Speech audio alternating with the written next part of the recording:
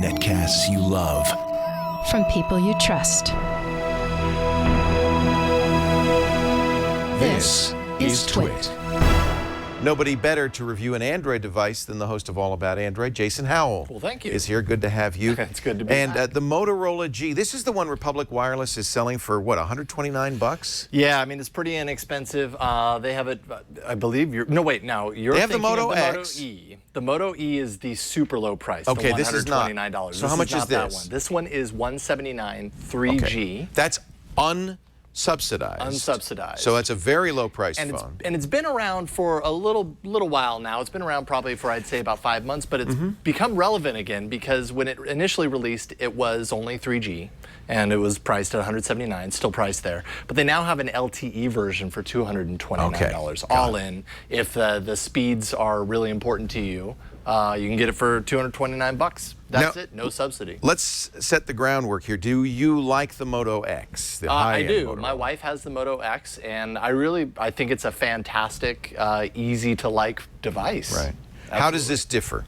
Well, this is, okay, so it's a little bit, it's peeled back, and you have to imagine they had to cut some corners in order to get the price down further than the Moto X. It's a 1.2 gigahertz quad-core Snapdragon 400. It actually lacks the X8 chip, which is kind of the chip that had a lot of dedicated processing for different things. That's like image important. processing. That's the always-on chip that's listening. Yep. So as a result, you lose a few extra things like active notifications, which is pretty great.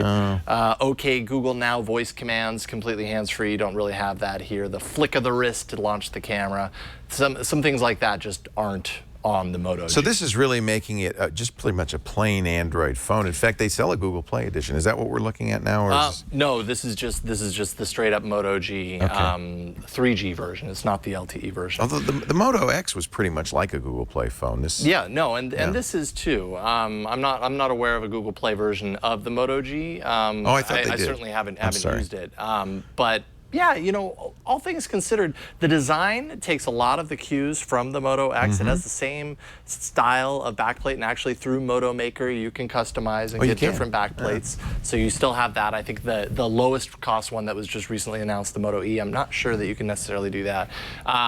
But you know, it's pretty great in that regard. 1 gig of RAM, so it's cut down a little bit there. It's a 4.5-inch HD display at 329 pixels per inch. Smaller display, same resolution, but a smaller Right, display. and I gotta say, the display is one of the shining points here. I think the trick when you're peeling back from something like the Moto X to the Moto G and trying to save cost is you want to cut cost in ways that aren't noticeable or are still, you know, passable. Right. And I think they definitely did that. It's just super sharp, vivid screen. It was a perfect compromise to get the price down as far as that's concerned. You don't really notice it. Design is definitely a little bit thicker than the Moto X, I'd say, a little bit heavier, but overall it still has that really nice kind of curved appeal to it. It feels really good when you're making a call with it and you have it in your hand. It doesn't feel like it's going to slip out very easily and all that kind of stuff. Definitely one of the downsides is the camera. It has, you know, a lot of the software functionality. You can do slow That looks motion just like the mode. Moto X. Yeah, it's got the same kind of UI. But you know, the camera on the Moto X wasn't very good. I wouldn't expect this to be better. No, it's definitely not. And actually, Brian, if you want to take a look at some of the images came out okay in good light. You know, it was a mixture of good. That was decent light. Yeah. And then the next one, you know, same thing. Got a lot of smudging. Keep up with moving kids. Yeah, well, particularly graininess. This is a video. I don't know if it's going to play. Maybe it won't play for you. But shot with the rear-facing camera, and there we go. Just kind of choppy. Low frame rate. It looks like. Yeah. Yeah, it wasn't that great at shooting video in the times that I tested it out. It has an HDR mode, which I know I took a picture here in the studio with HDR, and it really improved things. We love watching your kids. I got to tell you, Savannah's just adorable. Just adorable. This is outside. You know, that looks good. This looks good. This is HDR. If you're getting punched with just a ton of light, you're going to get reasonably good pictures out of it. Kind of blown out in the whites there. Never very good at low light. There's your HDR shot, which definitely balances that out a little bit more, but maybe a little on the dark side. Liz was moving. You can't get a picture of Liz. She was bouncing there.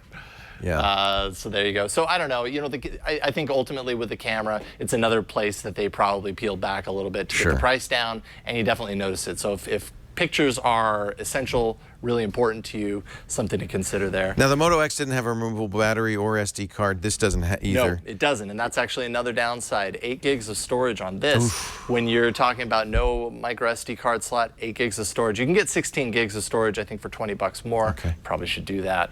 But, you know, that runs out fast. After kind of all the stock stuff on here, you're left with 5 gigs left over, and that fills up fast if you're a gamer. It performs well with gaming, but like Dead Trigger 2, you know, took up 500 megs just on the download alone. So you got to keep that in mind. But we have to remember, this isn't aimed at, this is not supposed to be a high-spec phone for the high end of the market. No, but this I mean, is a it's reasonably phone. spec'd considering that, you know. How about dual SIMs? I think, is that a dual SIM phone? I think it is. I'm trying to remember. That'll always, if they're dual SIM, it tells you it's not for the U.S. market particularly. Right, no. And it definitely stretches outside just the U.S. market for sure, as far as that's concerned.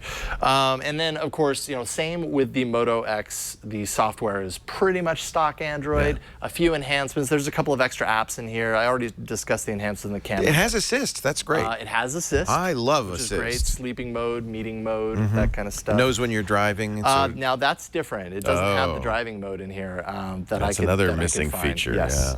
Easy migration with Motorola Migrate. There's a Motorola FM radio that uses your headphones as an antenna. That's the international market again, I think. So that's kind of nifty. I couldn't get much reception out of it, to be honest, but still kind of cool. And then, like I said, it's missing some of those other features like active notifications. Pros and cons.